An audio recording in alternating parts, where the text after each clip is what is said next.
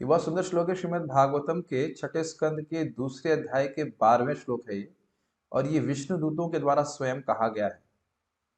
इसमें बताया गया है किस प्रकार से भगवान की भक्ति करने से, भगवान का स्पेशली गुण कीर्तन करने से, नाम रूप गुण लीला आदि का कीर्तन करने से व्यक्ति का हृदय पूरी तरह से शुद्ध हो जाता है, इस प्रकार से कि दोबारा उसका मन भोगों में नहीं जाता।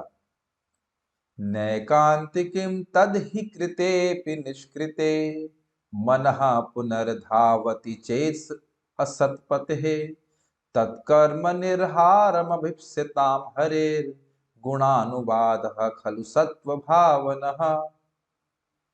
तो यहाँ ये कह रहे हैं ना एकांतिकम तत्, तत् का मतलब होता है हृदय, यहाँ पे तत् का अर्थ है हृदय, होता नहीं है यहाँ पे, इसका अर्थ है कंटेक्स्ट में कि एकांतिक रूप से व्यक्ति का हृदय नहीं शुद्ध होता है। निष्कृते, पूरी तरह से निष्कृते अर्थात प्रायश्चित करने से, कृते अपि निष्कृते, यानी कि यद्यपि उसने प्रायश्चित किए हैं, कृते अपि प्रायश्चित किए हैं, बहुत अच्छे से किए हैं, कृते अपि बहुत बढ़िया से किए हैं, लेकिन निष्कृते उसका प्रायश्चित हुआ नहीं, एकांतिक प्रायश्चित नहीं हुआ।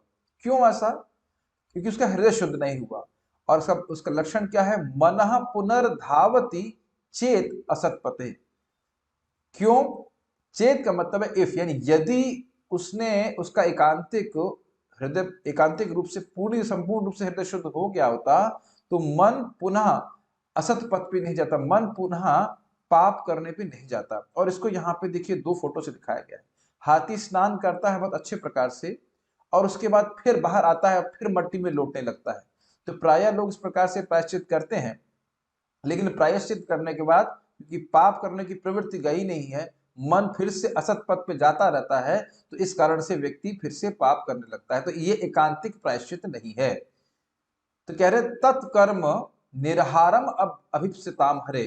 तो कह रहे हैं कि तत् का मतलब यहाँ पे है तस्मात, अर्थात इसलिए, इसलिए कर्म निर्हारणम, अगर कोई व्यक्ति चाहता है कि वो कर्म बंधन से मुक्त हो, कर्म बंधन का अर्थ होता है कि मान लीजिए किसी व्यक्ति ने भोग के लिए कोई कर्म किया तो उसकी छाप मन में पड़ जाती है, फिर उसको वही कार्य करने की इच्छा होती है। तो अगर वह इस कर्म के बंधन से समाप्त करना चाहता है, और चाहता का अर्थ है अभिप्सिताम का अर्थ है चाहता है, यदि वो चाहता है कि भोग की वासना ही उसके हृदय से चली जाए, तो क्या सोल्यूशन है?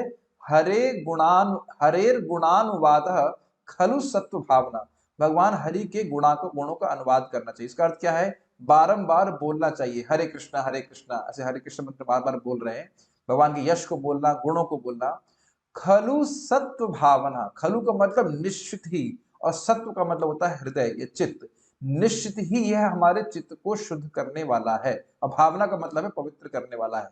बहुत सुंदर श्लोक है कि ये वास्तविक रूप से अगर कोई व्यक्ति अपने हृदय को शुद्ध करना चाहता है तो बारंबार भगवान के नाम का उच्चारण करना चाहिए, भगवान के यश का उच्चारण करना चाहिए, गुणों का उच्चारण करना चाहिए।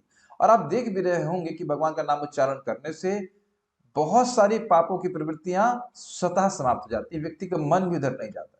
तो अंतर आप देख पा रहे हैं। एकांतिक प्रायश्चित करना चाहते हैं तो भगवान का नाम उच्चारण करना चाहिए। और नाम, एक और बात ध्यान देना है, बोलने मात्र से हृदय शुद्ध हो जाता है। और फिर अगर आप श्रवण करेंगे तो कितनी फायदा होगा, तो क्या उसको कहना ही क्या।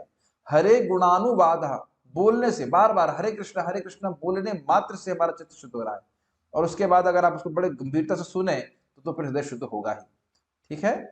तो उम्मीद है कि आप इस बात श्लोक को समझ पाए होंगे। इसीलिए बार बार कहा जा रहा है कि उच्चारण करने में आप प्रयास करें कि उच्चारण ठीक से होना चाहिए। ओके। हरे कृष्णा। श्रील प्रभुपाद की जय।